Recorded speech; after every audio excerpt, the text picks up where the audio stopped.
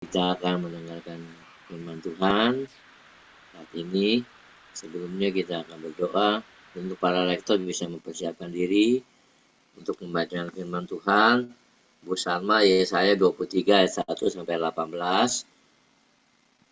Bu Cinta, Markus pasal 3 ayat 1 sampai 35. Sebelumnya kita akan berdoa. Silakan Saudari Naomi.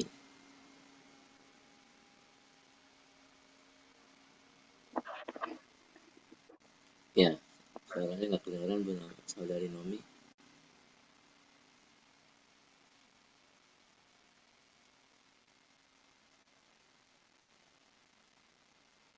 Halo, suaranya nggak kedengeran Saudari Naomi.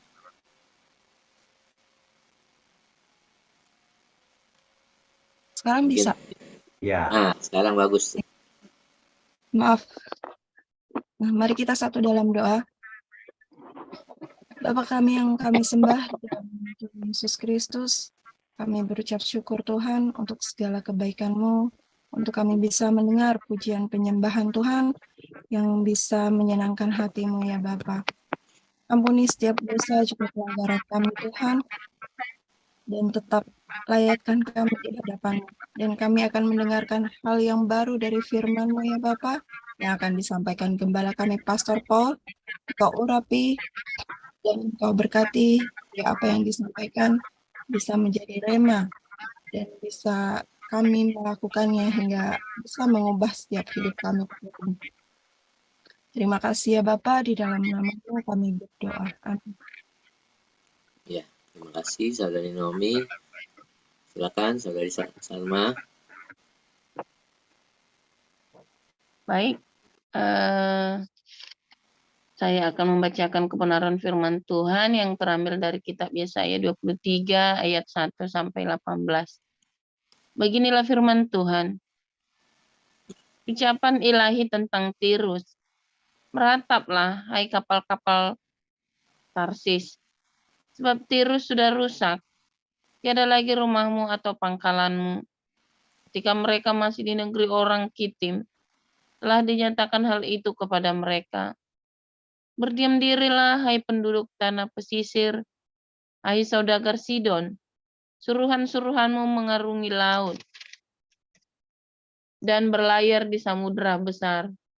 Barang-barang yang dimasukkan ke Sidon ialah gandum dari Sihor dan panen daerah Nil, sehingga kota itu menjadi pasar bagi bangsa-bangsa.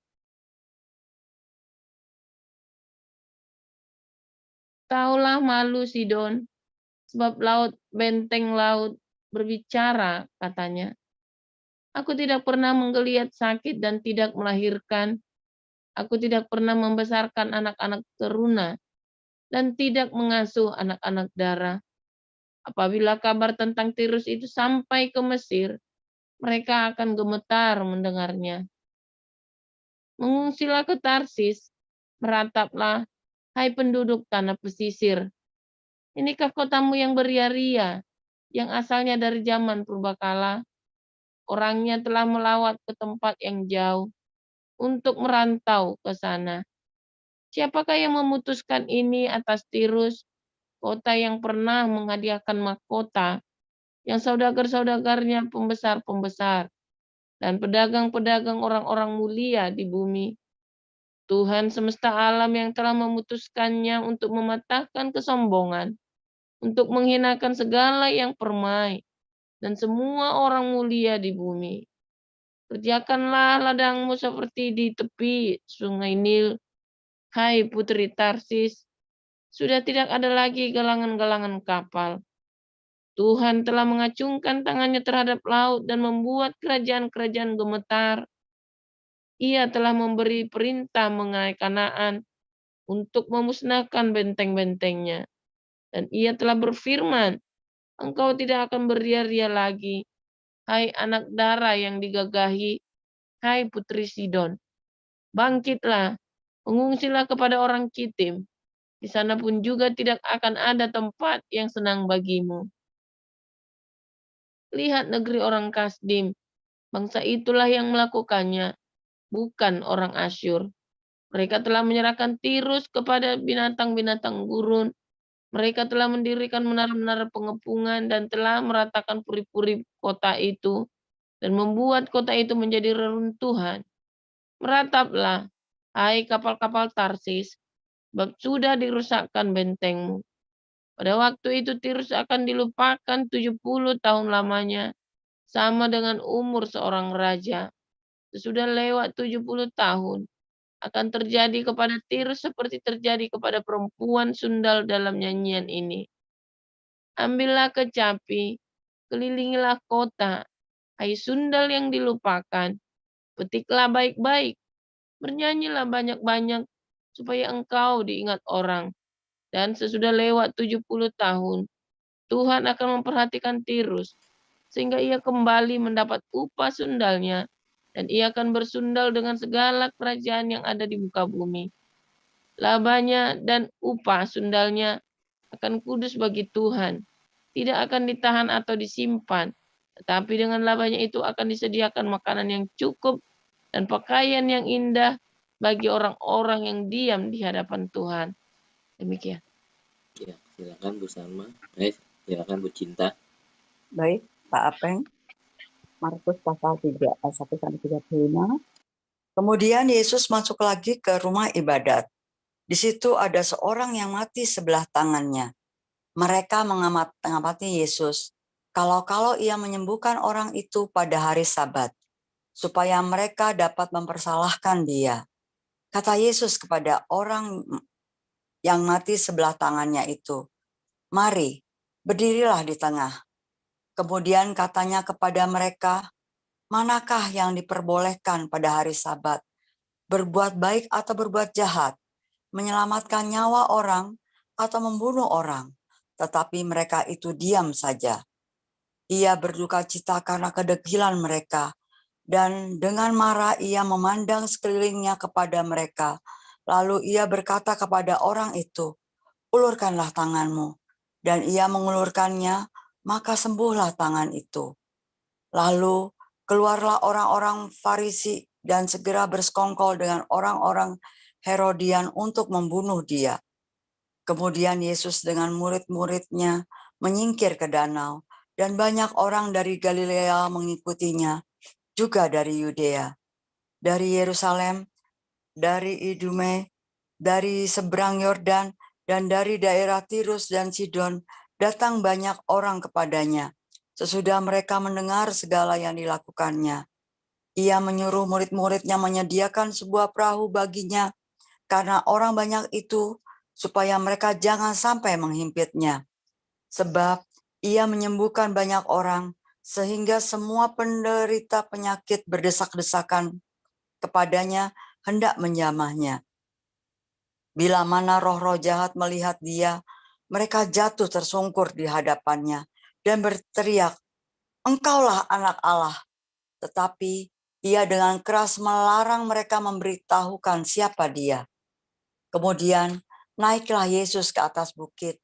Ia memanggil orang-orang yang dikehendakinya, dan mereka pun datang kepadanya. Ia menetapkan 12 orang untuk menyertai dia, dan untuk diutusnya memberitakan Injil, dan diberinya kuasa untuk mengusir setan.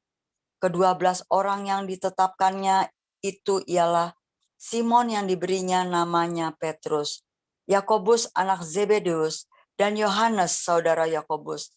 Yang keduanya diberi namanya Boanerges, yang berarti anak-anak guru. Selanjutnya Andreas, Filipus, Bartolomeus, Matius, Thomas, Yakobus anak Alfeus, Tadeus, Simon orang Zelot, dan Yudas Iskariot yang mengkhianati dia. Kemudian Yesus masuk ke sebuah rumah, maka datanglah orang banyak berkerumun pula, sehingga makan pun mereka tidak dapat. Waktu kaum keluarganya mendengar hal itu, mereka datang hendak mengambil dia, sebab kata mereka ia tidak waras lagi. Dan ahli-ahli Taurat yang datang dari Yerusalem berkata, "Ia kerasukan Beelzebul, dan dengan penghulu setan ia mengusir setan." Yesus memanggil mereka, lalu berkata kepada mereka dalam perumpamaan, "Bagaimana iblis dapat mengusir iblis?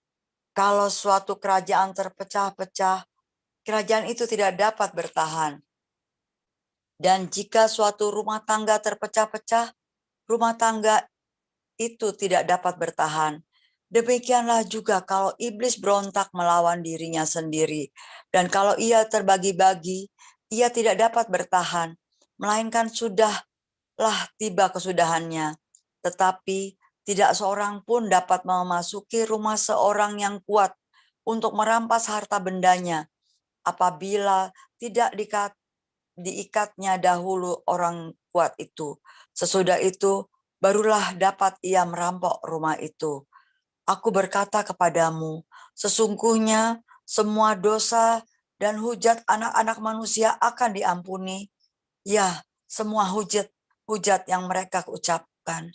Tetapi apabila seorang menghujat Roh Kudus, ia tidak mendapat ampun selama-lamanya, melainkan bersalah karena berbuat dosa kekal. Ia berkata demikian karena mereka katakan bahwa ia kerasukan roh jahat. Lalu datanglah ibu dan saudara-saudara Yesus, sementara mereka berdiri di luar, mereka menyuruh orang memanggil dia. Ada orang banyak duduk mengelilingi dia, mereka berkata kepadanya, "Lihat, ibu dan saudara-saudaramu ada di luar, dan berusaha menemui engkau." Jawab Yesus kepada mereka, "Siapakah ibuku? Dan siapakah saudara-saudaraku?" Ia melihat kepada orang-orang yang duduk di sekelilingnya itu dan berkata, "Ini ibuku dan saudara-saudaraku. Barang siapa melakukan kehendak Allah, dialah saudaraku laki-laki, dialah saudaraku perempuan, dialah ibuku." Demikian firman Tuhan. Terima kasih kepada para lektoran, Saudari Sarma dan Saudari Cinta. Kita akan mendengarkan firman Tuhan pagi ini dengan tema Tirus dan Sidon. Silakan Pastor Paul. Ya, haleluya, luar biasa firman Tuhan. Selalu baru apabila Anda semua selalu menanti-nantikan Tuhan dalam cintanya ya, bukan di dalam bukan dengan mengharapkan ilusi-ilusi ya, tetapi Anda benar-benar cari. Mungkin hal itu tidak mengenakan hatimu, saudara. Tapi kalau itu adalah sebuah obat, itu akan menyembuhkan hatimu. Ya, masalahnya apakah Anda punya pikiran seperti itu, saudara? Ya, apakah Anda punya pikiran seperti itu? Anda ingin menjadikan firman Tuhan ini sebagai obat. Nah, banyak orang membuat firman Tuhan ini sebagai ilusi, ya. Asal di rumahnya pegang Alkitab, kemana-mana di mobil ada Alkitab, ada kalung salib di mana, wah rasanya sudah, itu hati-hati itu ya, hati-hati. Serius hati-hati, sebab Anda sedang terjerumus di dalam ini ya, ragi orang Farisi. Ya, serius saudara ya. Ketika Yesus datang ya ke sebuah kota, kemudian kalau Anda baca di ini ya, perempuan Syro-Fenisia yang percaya itu dia orang Tirus dan Sidon.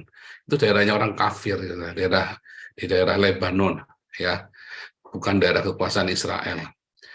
Tapi mereka ketika Yesus datang, orang-orang dari Tirus dan Sidon ini datang, saudara. Mereka mau datang kepada Yesus. Ya, mereka mau mendengar pengajaran Tuhan Yesus. Ya, mereka mau tahu apakah Yesus ini. Sementara orang-orang Farisi, orang ahli Taurat, para ahli Taurat itu, Yesus juga ahli Taurat ya, karena cemburu, saudara. Ya, karena cemburu. Tuhan Yesusnya lebih laku jualannya daripada mereka. Karena cemburu, karena Tuhan Yesus mengumpulkan donasi ya kan, karena pelayanannya ramai kan, donasinya nambah, saudara. Dan mereka kan semua urusannya adalah apa, saudara? Uang, status sosial, ya kan? Pengikut, dengan tambahnya pengikut, tambah uang, saudara. Dan status sosial, ya kan? Itu yang terjadi, ya. Nah, hari-hari ini kita juga sama ya, saudara. Hamba-hamba Tuhan makin hari ya makin menggila, saudara. Mereka mau menegakkan dogmanya mereka, denominasinya mereka. Mereka tidak mencari kebaikan dari ajaran Tuhan kita, tetapi mereka mencari jati diri dari denominasinya mereka. Ya, itulah alih-alih Taurat orang-orang Farisi. Itulah roh agamawi. Itulah spirit Babel, saudara. Ya kan? Makanya yang ada di sini orang-orang Islam ini juga sama. Apakah orang Islam mengejar kebaikan? Tidak, saudara. Mengejar jati diri agama Islamnya. Sama ya, apa bedanya orang Kristen yang begitu? Yang mengejar jati diri agamanya. Ya, jati diri agamanya. Bukan mengejar kebaikannya, saudara. Makanya orang-orang yang beragama, yang mengharapkan ritual, melakukan semua ritual dan simbol-simbol ini, akan dibinasakan. Kemarin kita sudah belajar. Akan dibinasakan, saudara, di hari zaman, dimusnahkan. Itulah ritual Babel. Ya. Nah, pada waktu zaman Yesaya, Tirus dan Sidon ini benar-benar dikalahkan oleh Babel, ya, dikatakan tadi, dan 70 tahun masa penguasaan Babel itu atas Yerusalem, Tirus dan Sidon. Ya, 70 tahun. Karena setelah itu Raja Kores membebaskan mereka semua pulang, ya, dan membangun kotanya masing-masing. Itu benar-benar dihukum ya Tirus dan Sidon ini. Padahal selama ini Tirus dan Sidon ini adalah sahabatnya kerajaan Yehuda. Ya, Tirus dan Sidon ini selalu menjalin persahabatan dengan kerajaan Yehuda karena mereka tahu Israel itu hebat sekali ya, orang-orang Israel ini. Tetapi mereka bukan orang Yahudi, saudara. Mereka tidak bisa menerima Torah. Mereka tidak bisa masuk di dalam keselamatan. Versi Yahudi, ya, versi Torah. Makanya Yesus berkata, kemarin kita belajar di Matius 11, ya, Betsaida, Korazim, celaka kamu. Kalau Tirus dan Sidon mendengar pengajaranku, mereka sudah bertobat. Ya, kalau Tirus dan Sidon ini boleh menerima Torah zaman dulu, mereka tidak akan sejahat kamu. Intinya begitu, saudara. Saudara, terlahir sebagai bukan seorang Kristen itu kita tidak bisa salahkan siapa-siapa. Ya kan, banyak yang terlahir bukan Kristen. Tapi orang-orang ini rajin mengikuti YouTube saya, saudara. Orang ini rajin ngikutin pengajaran di komunitas kita. Mereka belajar firman Tuhan. Mereka melakukan diakonia. Mereka kemudian ada beberapa yang minta dibaptis. Ya, ada yang minta dibaptis juga. Tapi saya kasih tahu Anda, ya, jangan pernah ruwet dengan masalah Trinitas dengan oneness. Ya, Anda yang baru dibaptis, jangan pernah pusing dengan Trinitas dan oneness. Itu tidak menyelamatkanmu, saudara. Nggak usah ruwet. Ya, ikutlah pengajaran bagaimana cara menjelaskan.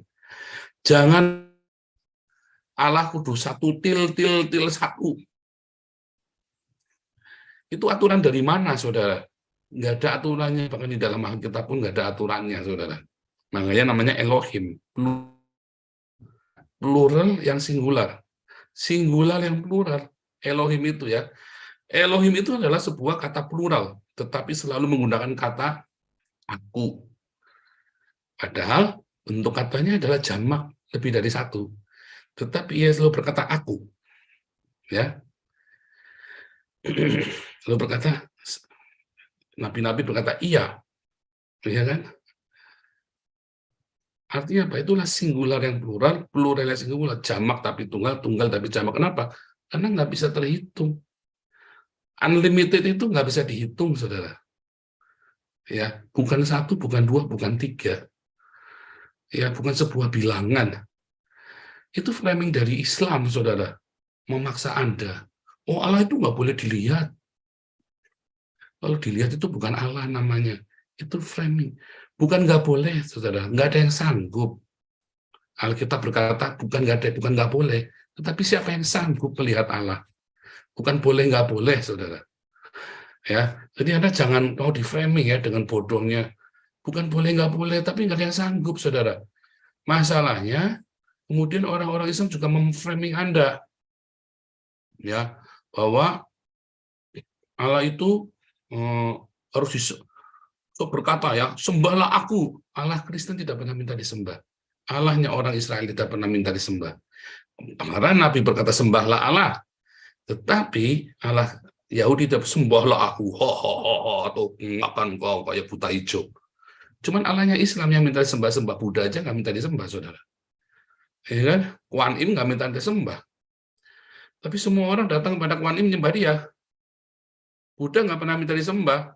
Tapi semua orang Buddha itu ya datang ke kelenteng menyembah Buddha, saudara. Ya, Yesus nggak pernah minta disembah, tapi semua orang datang pada Yesus menyembahnya, saudara. Para malaikat, setan-setan, orang datang kepada Yesus menyembah. Sedangkan Allah Islam tergila-gila dengan penyembahan. Jadi jangan mau di framing ya dengan aturannya mereka. Kemarin orang Syria itu lagi ya.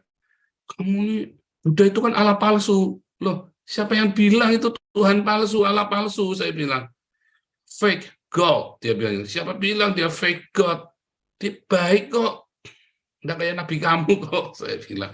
Mana pernah Buddha bunuh orang? Mana pernah Yesus bunuh orang? Saya bilang begitu kan. Wah, dia kalap, saudara. Wah, kamu ini gimana sih? Itu kan Tuhan palsu. Emang kenapa? Siapa bilang palsu? Itu kan kata kamu palsu. Siapa yang bilang Buddha palsu? Orang-orang Buddha baik-baik kok. Ya, gitu kan. Ya, emang Allah kamu bisa apa coba? Kan gitu kan. Wah, Allah bisa memberi kamu hidup. Matamu kuwi. Mana bisa Allah memberi kamu hidup. Itu Allah saya yang memberi saya hidup, bukan Allah kamu. Harus gitu ya, makanya ikut ya apologetik, evangelis apologetik, jawab Islam. Dia ngerti bagaimana menjawab mereka, saudara, dengan gagah berani tanpa Anda terkena undang-undang ITE atau Anda kena penistaan agama. Jangan mau di framing, saudara ya. Tetapi kejadiannya ya seluruh Israel di framing oleh pemuka-pemuka agama Yahudi. Ya kan? Yesus ini kerasukan Beelzebul. Sampai keluarganya takut, saudara ya. Makanya ngomongin apa? Oh, dia sudah nggak waras lagi. Kenapa? Kalau nggak ditangkap, saudara. Elizabeth menyembuhkan orang, saudara. Ya, oh bisa ditangkap Yesus itu. Ya, satu, saat itu Yesus belum menjadi ahli Taurat yang ternama. Ya kan? Setelah ternama, Yesus boleh mengajar di Bait Suci di Yerusalem, saudara. Yesus belum menjadi ternama, tapi setelah Yesus menjadi ternama, bahkan dia ngusir pedagang-pedagang kambing domba di Yerusalem di Bait Suci, saudara, dan nggak ada yang berani ngapa-ngapain dia. Ya, tetapi pada saat baru mulai awal pelayanannya, Yesus baru memulai sinagognya dia kan, 12 muridnya itu, wah murid-muridnya keluarganya takut, saudara, sama seperti keluarga saya pertama kali saya mendeklarasi diri saya adalah Nabi ke-26. Sekarang udah nggak takut lagi, keluarga saya bodoh amat, dan mau bodoh amat, ya kan, urusan sendiri-sendiri. Pertama semua takut, saudara. Dan tidak kemudian di framing, oh nggak ada nabi lain selain Nabi ke-25 terakhir, 25 gundelmu peang. Siapa yang ngarang itu? Oh Nabi 25 yang bilang, ya itu kan katanya dia. Saya bilang saya mau Nabi ke-26 suka-suka saya. Emang haknya apa ngelarang saya? Mau bilang 26, 27, 69. Suka-suka saya. Pendeta-pendeta, oh nggak ada pendeta Nabi setelah Yesus, itu kan katamu. Anda baca Alkitab, setelah Yesus masih banyak Nabi, saudara. Ya. Memang nggak ada nabi dari Arab. Nggak ada nabi dari Cina, iya nggak ada nabi dari Arab juga. Kan selalu begitu jawab-jawaban, saudara. Semua ada jawabannya, tenang saja, saudara ya. Anda kalau ikut kelas-kelas kita, tenang, semua ada jawabannya, nggak ada yang nggak ada jawabannya. Ya kan? Nggak ada nabi dari Cina, mana ada nabi Cina, hahaha. Saya juga ketawa, hahaha, mana ada nabi dari Arab. Mana ada nabi minum kucing onta. Nggak pernah ada, saudara. Ya kan? Dari Adam sampai dengan zamannya Paulus sama dengan saya, ya kan, nggak ada, cuma Nabi Arab aja yang minum kencing onta sama makan lalat, ya, saudara ya. Nah kan seperti itu, saudara. Framing. Nah, Tirus dan Sidon ya adalah sebuah fenomena ya, karena mereka lah yang bersahabat dengan orang Israel dari zaman Daud ya, bahkan mengirimkan ini ya kapal-kapalnya ya buat Israel, buat Daud ya kan. Nah, di zaman Yesus Tirus dan Sidon itu juga yang memberikan support, saudara ya, yang memberikan support, simpatisan ya kan. Sementara anak-anak kerajaan Allah itu sendiri ya menentang habis-habisan, saudara. Sama ya, sementara orang-orang kita sendiri, orang-orang Kristen menentang kita habis-habisan, saudara. Tetapi support itu sudah datang banyak dari luar. Simpatisan-simpatisan. Ajaib ya. Anda pikir itu yang nyumbang-nyumbang itu ya cuma minta dirahasiakan. Banyak yang orang dari non-Kristen, saudara. Ya, banyak yang dari non-Kristen. Ya, belakangan memang banyak orang-orang yang sudah ada ke gereja datang ya ikut komunitas kita. Komunitas kita ini terkenal ya buat orang-orang yang tidak suka ke gereja itu. Komunitas kita ini sangat dicintai, saudara. Karena kenapa mereka tidak ke gereja? Mereka sudah jengkel sama pendetanya mata duitan, saudara. Hani Kristian itu bisanya murtad itu karena pendetanya mata duitan, saudara. Ya, itu berantem sama pendetanya. Kalau tak lihat model-modelnya, oh ya wajar saja sih.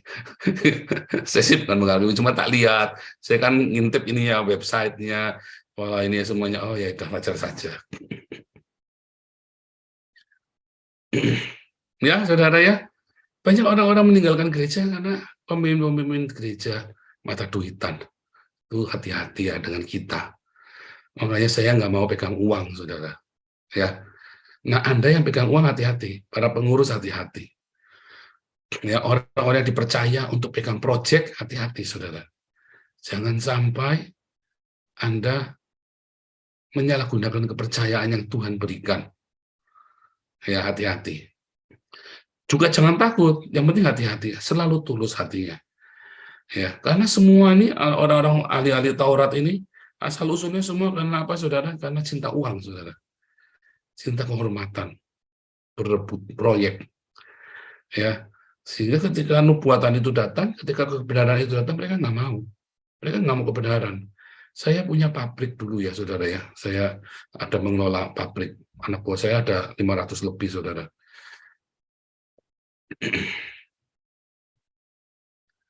Orang apa namanya kepala ininya ya, kepala tekniknya ini sengaja bikin ruwet ya, saudara. Mesinnya rusak, itu sengaja dirusak, saudara. Mesinnya rusak, nanti apalagi ya, terus gudangnya ya sengaja udah karu-karuan, saudara. Gudang gede ya, saudara ya. Gudang kami besar, sengaja dibikin ruwet itu ya semuanya ya. Sehingga kita kalau stok opnam nggak bisa, barang pada hilang, saudara. Oh ini ketemu, ini saya bisa cari ya, sengaja dihambat, saudara. Nanti barang sini diputar sana diputar sini kalau lagi stok opnam. Itu kayak Anies ya, lagi ruwet ya. Jakarta dibikin ruwet. Karena kalau ruwet itu, korupsi itu mudah, saudara. Ya, kenapa orang-orang tidak suka Ahok? Karena Ahok bikin teratur. Kalau teratur orang tidak bisa korupsi. Ya kan? Barisnya jelas, lurus, angka itu nomor urutnya 1 dari A sampai Z. Dari 1 sampai 100 urut. Tapi kalau ruwet, ya hati-hati. Belum tentu dia mencuri, tetapi disitulah potensi korupsi dan pencurian, kriminal ada di sana. Di yang ruwet-ruwet itu, Papua itu ruwet itu sengaja dibikin ruwet, saudara. Supaya apa? Supaya banyak uang di sana yang tidak tersalurkan. Kalau nggak ruwet, nggak bisa. Nah, sama dengan ahli-ahli Taurat, orang-orang Farisi, pendeta-pendeta. Mereka senang kalau ruwet, saudara. Kalau ruwet, mereka bisa cari uang, saudara. Ya kan? Jemaatnya ketakutan setoran yang banyak, saudara, sama gereja. Ya kan? Bahkan ada yang mau pilih kasih-kasihkan ke gereja waktu tahun 98 itu kan.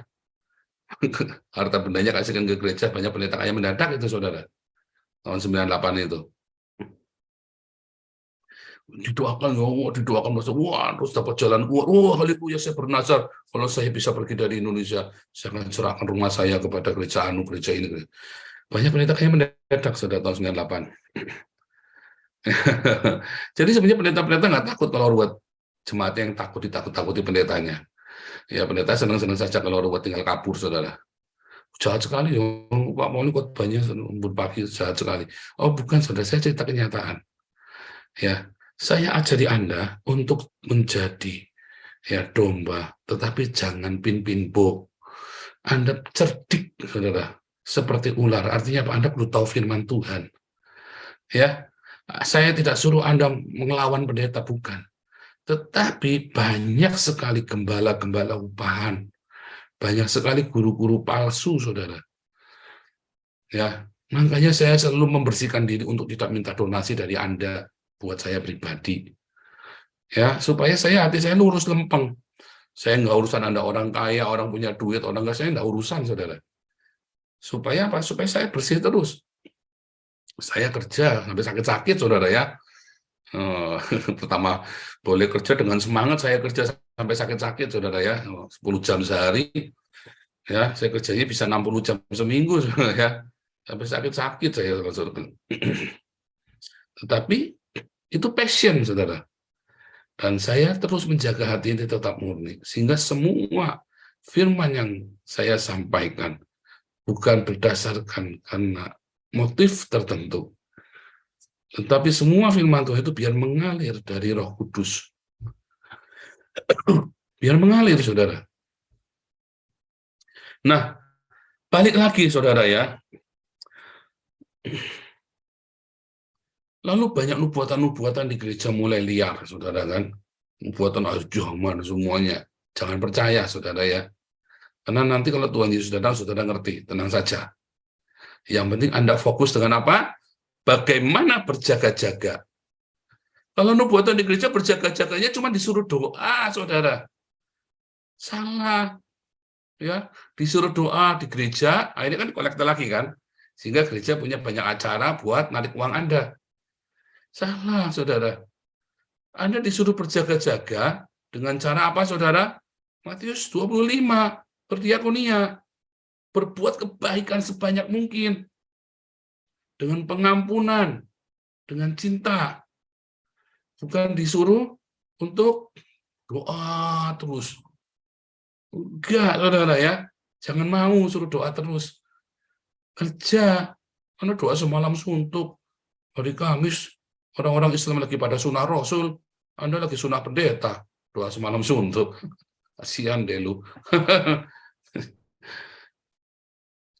Kalah ya. Doa itu sambil jalan bisa, saudara. Anda perlu waktu sendiri sama Tuhan. Ya kan? Perlu waktu supaya Anda jangan sibuk pikirannya pagi-pagi, ya kan? Perlu, saudara. Tetapi saudara juga jangan berdoa terus. Anda perlu waktu ambil untuk puasa. Tapi jangan doa terus sampai ganggu kerjaan, sampai enggak karu-karuannya. Jangan, salah. Ya, salah, saudara. Jangan terjebak dalam aktivitas ya, organisasi. Hati-hati juga Anda yang para diaken-diaken. Makanya kemarin kita liburkan, kumpul, ada batasnya. Jangan ngoyok, saudara. Hati-hati, ya, hati-hati. Nah, saudara, banyak sekali ya kesalahpahaman itu kemudian di-framing dan Anda takut. Ya kan? Anda takut. Nah, kayak kemarin Buya L, aku bingung yang benar yang mana, yaitu kenapa bisa bingung? Karena sudah puluhan tahun. Ya, makanya apa yang begitu-begitu kalau sama saya, jangan dipikir, jalanin, buktikan saja. Ya kan? Buktikan. Nah, jangan bingung. Ya kan? Karena kalau sudah puluhan tahun bingung loh, saudara. Saya aja takut pertama kali. Pertama kali saya melangkah, saya takut, saudara. Bener enggak nih? Nanti itu ada. Saya kan dari produk gereja tadi kan, gereja hawa nafsu. Saya kan produk dari gereja hawa nafsu. Ya kan? Yang persembahan sulung, persembahan tatangan, persembahan apalagi, persembahan perpuluhan. Dan pegang sana, pegang sini, klaim sana, klaim sini. Ritual ini, ritual itu. Ya kan, semprot sana, semprot sini, percik sana, percik sini, saudara. Saya dari gereja model itu. Tengking sana, tengking sini. Ya, saya juga dari situ, saudara. Untuk melangkah keluar dari situ juga takut. Cuman bedanya, saya suka baca firman Tuhan, ya, dan saya suka menguji firman. Dari kecil saya suka begitu. Ya, saya bersyukur ya Tuhan hindarkan saya berlama-lama di sana. Tapi sempat babak belur saya. Karena saya sangat beriman sekali dengan apa yang saya yakini saat itu. Sama seperti saya sangat beriman sekali dengan apa yang saya lakukan hari ini, saudara. Jadi saya babak belur. Tak uji, saudara. Bener nggak di tenging sana, tenging sini. Bukan tenging-tenging, bukannya pada pergi, malah saya yang jengking, saudara. Tapi hari ini, saya nggak pakai tenging-tengingan. Saya jalan saja, orang itu roh jahat pada minggir, saudara. Ya nggak? Mengapa? Karena ada firman Tuhan, ada Lord Zebaoth, ada Jehovah Zebaoth bersama dengan saya. Bagaimana bisa Jehovah Zebaoth bersama dengan saya? Ada cinta. Lalu ada cinta, ada rema, ada iman, ada penyertaan Tuhan. Tuhan berkenan. Perkenanan Tuhan itu Jehovah Syama itu, saudara. Kalau Jehovah Syama, maka itu Jehovah Zebaoth. Saatnya kita butuh dalam peperangan rohani, beserta saudara Jehovah Zebaoth. Apa saya punya organisasi gereja yang besar? Enggak. Apa saya punya massa yang terlihat? Enggak. Kita ada di dunia maya. Apakah saya punya keuangan yang luar biasa besar? Enggak juga, saya nggak pegang duitnya. Tetapi kita bisa menggerakkan. Jehovah Zebaoth itu yang menggerakkan Anda. Ya kan? Saya bisa apa, saudara? Bekas penjahat ini, saudara. Ya, sementara yang ngaku-ngaku baik, akhirnya puyeng juga hidupnya mereka. Tapi karena saya bersama dengan Jehovah Zebaoth, orang nggak bisa jadikan saya badut, saudara. Sembarangan mau jadikan saya badut. Nggak bisa. Ini adalah pahlawannya Tuhan, saudara. Pahlawannya Jehovah Zebaoth, saudara. Nggak bisa jadi badut. Ya, Yehi wa Yehi. Itu perkataan itu benar-benar mencipta, saudara. Ya, Yehi wa Yehi, saudara. Begitu ya, saudara. Jadi, saudara bisa. Ya, jangan takut. Apapun yang sering hari ini saudara alami. Ya, jangan mau di-framing. Aduh, saya ini bekas penjahat, saya ini kurang ini, saya ini kurang itu, saya ini disingkirkan dari rumah, saya ini kurang, aduh, saya apa, apa saya lagi banyak masalah di rumah. Tenang. Jangan bersama dengan Jehovah Zebaoth. Makanya baca firman, berdiakonia. Ya, Anda ingat siapa? Ampuni. Sambil ampuni terus. Karena kuncinya pengampunan, saudara. Ya, Anda ingat siapa? Ampuni.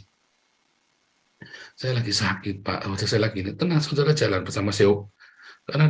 Karena Jehovah Syama, ya, dia hadir dalam apapun kehidupanmu. Ya, sekali lagi saya selalu ingatkan, yang bikin ringkasan embun pagi ini, videonya, bukan orang yang sempurna loh, saudara. Tapi saudara diberkati ya, dengan video-video yang dipotong itu ya.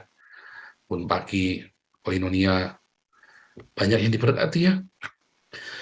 Banyak yang diberkati, saudara. Anda bisa berguna, Anda bisa ada di dalam tubuh Kristus ini. Anda menjadi orang-orang, pahlawan-pahlawan yang banyak memberkati orang lain. Sehingga ketika Tuhan Yesus benar-benar datang, Anda siap. Kapanpun Tuhan. Ayo, malah kalau bisa cepat-cepat datang ya Tuhan. Buatan Tuhan datang itu buat meden-medeni, saudara ya. Oh, jangan gini, nanti antikris akan datang. Kita harus begini, wah, kita harus perlahan, jangan ini, takut-takutan, jangan pakai penten, jangan pakai jangan pakai ini, jangan pakai itu, jangan nonton ini, jangan nonton itu, jangan nonton bokep, iya. Tapi maksudnya jangan nonton, wah ini produknya setan nih, Harry Potter punya yang setan, oh ini siapa yang punya setan lagi, sama semua serba-serba setan, saudara. Waduh, The Lord of the Rings itu punya gereja setan, saudara ketakutan sana-sini. Oh itu punya yang New Age, sama ya di Belanda juga sama, kalau udah bau-bau karismatik, semuanya kayak begitu, saudara. Teori konspirasi, oh itu kita harus cegah, jangan ikutan. Loh, Anda kan pengen Tuhan datang, itu berarti kan barengan, saudara. Kalau Anda pengen Tuhan Yesus datang, itu berbarengan dengan Antikris datang. Jadinya, Anda caranya supaya Tuhan Yesus datang, mempercepatnya, bukannya jadi ketakutan, jadi paranoid begitu. Ada nubuatan malah buat meden-medenin. Nubuatan Tuhan datang itu seharusnya mengencourage Anda. Saya mah pengen Tuhan cepat datang, saudara. Apalagi kemarin waktu saya habis dipulihkan sama Tuhan, penderitanya setengah mati, saudara, kayak mau mati. Tuhan, mau datang malam ini, Tuhan. Tuhan datang malam itu sudah selesai. Ya kan? Harusnya kan saudara kan merindukan Tuhan Yesus. Kalau bisa malam ini datang kan. Coba siapa yang pengen Tuhan Yesus malam ini datang? Ya, saya yakin orang Kristen coba ditanya di gerejanya Gilbert, siapa yang pengen Tuhan Yesus malam ini datang? Nggak ada yang ngacung, saudara.